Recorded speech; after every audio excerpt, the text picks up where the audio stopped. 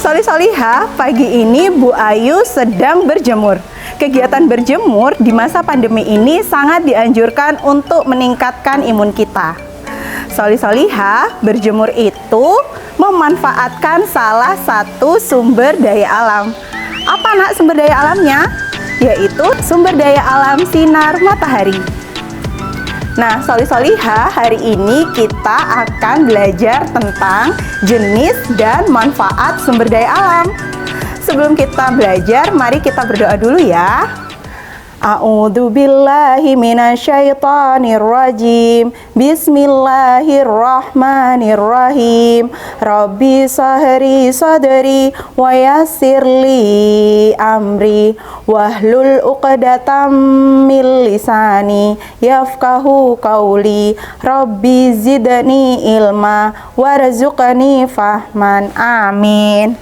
Solih-solihah, kita simak video yang selanjutnya. Jenis dan manfaat sumber daya alam. Materi ini ada di buku tema 4B selalu berhemat energi di subtema 1. Nah, sumber daya alam itu contohnya air, kemudian tumbuhan, juga bahan bakar dari kendaraan. Indonesia itu kaya akan sumber daya alam. Apa sih sumber daya alam? Sumber daya alam itu adalah segala sesuatu yang berasal dari alam dan dimanfaatkan untuk kepentingan manusia. Nah, solih-solihah, Allah itu menciptakan sumber daya alam untuk kelangsungan hidup dan kesejahteraan umat manusia. Sedangkan manusia itu dibekali oleh Allah berupa akal dan pikiran untuk mengelola sumber daya alam sehingga bisa dimanfaatkan secara bijak. Nah, sumber daya alam sendiri itu berdasarkan ketersediaannya dibagi menjadi 3. Apa saja ya? Ya, yang pertama, sumber daya alam kekal. Jadi, sumber daya alam kekal itu contohnya sinar matahari, angin, dan air. Juga sumber daya alam yang kedua adalah sumber daya alam dapat diperbaharui.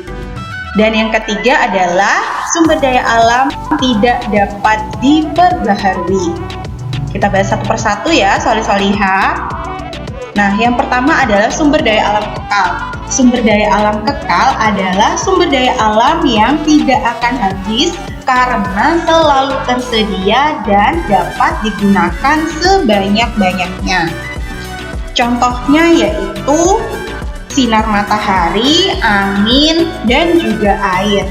Solih-solihah, sinar matahari ini bisa kita manfaatkan untuk menjemur pakaian, menjemur makanan, misalnya kayak kerupuk, ikan gitu ya, dan juga untuk proses pembuatan garam.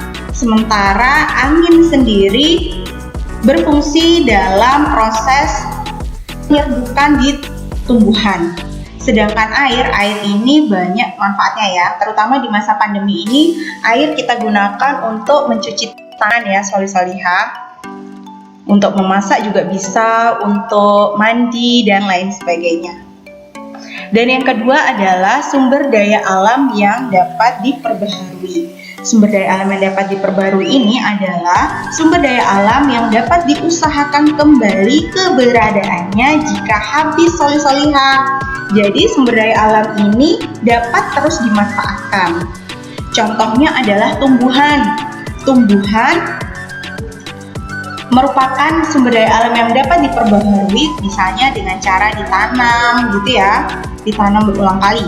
Jadi misalkan manfaatnya adalah untuk padi misalnya, padi sebagai bahan pokok kita ya, supaya menghasilkan beras. Kemudian tumbuhan menghasilkan kayunya bisa kita gunakan untuk perabotan rumah tangga.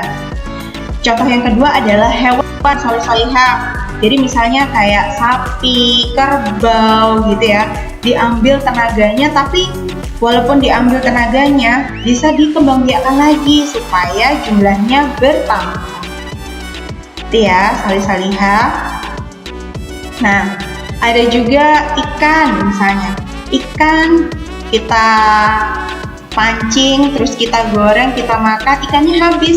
Tidak, ikannya tidak habis karena ikan itu juga bisa berkembang biak. Begitu juga dengan ayam ya, solih-solihah, bisa kita manfaatkan telurnya, dagingnya gitu ya, untuk kita konsumsi. Dan yang ketiga adalah sumber daya alam yang tidak dapat diperbaharui. Jadi, sumber daya alam ini adalah sumber daya alam yang dapat habis jika digunakan terus-menerus. Sumber daya alam ini jumlahnya terbatas dan tidak dapat dipulihkan, solih-solihah. Jadi, contohnya apa saja sih? Contohnya yaitu batu bara, emas, dan juga perak. Kenapa kok begitu? Ada juga minyak bumi, solih-solihah.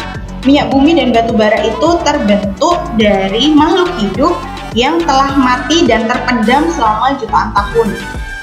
Kemudian pembentukan minyak bumi dan batu bara ini sangat lama sehingga membutuhkan waktu jutaan tahun. Oleh karena itu, minyak bumi dan batu bara termasuk sumber daya alam yang tidak dapat diperbaharui. Jadi kita harus bijak ya dalam penggunaannya. Untuk apa sih Bu batu bara dan minyak bumi? Banyak manfaatnya, solih-solihah, sebagai bahan bakar kendaraan ya. Kemudian sebagai bahan bakar ketika di industri-industri atau di pabrik-pabrik juga begitu. Kemudian emas untuk apa? Emas mungkin hari ini untuk investasi ya emas ya. Bisa juga digunakan untuk perhiasan, solih-solihah. Nah, itu ya solih-solihah tentang sumber daya alam. Jadi kita sebagai wujud rasa syukur kita kepada Allah Subhanahu wa taala, kita harus bijak menggunakan sumber daya alam.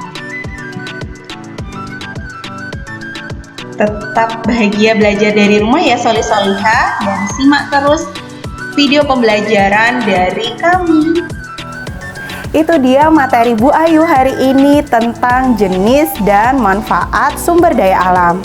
Solih-solihah, kesimpulannya adalah berdasarkan ketersediaannya sumber daya alam dibagi menjadi 3, yaitu sumber daya alam kekal, sumber daya alam yang dapat diperbaharui, dan sumber daya alam yang tidak dapat diperbaharui.